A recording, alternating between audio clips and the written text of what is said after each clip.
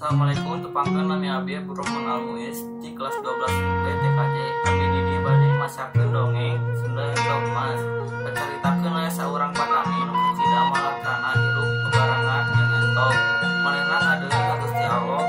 Duh Gusti, mun paparin abdi beunghar, mudah-mudahan nanoge bisa isukna doana dikabulkeun ku Gusti Allah nu Maha Pengasih. Entok nu manehna boga ngaluarkeun entok emas. Saatos eta ngalinkeun entokna ngaluarkeun entok emas. Manehna jadi beunghar di poe manehna ngarasa capek mun kudu poe moal entok di kandang entok.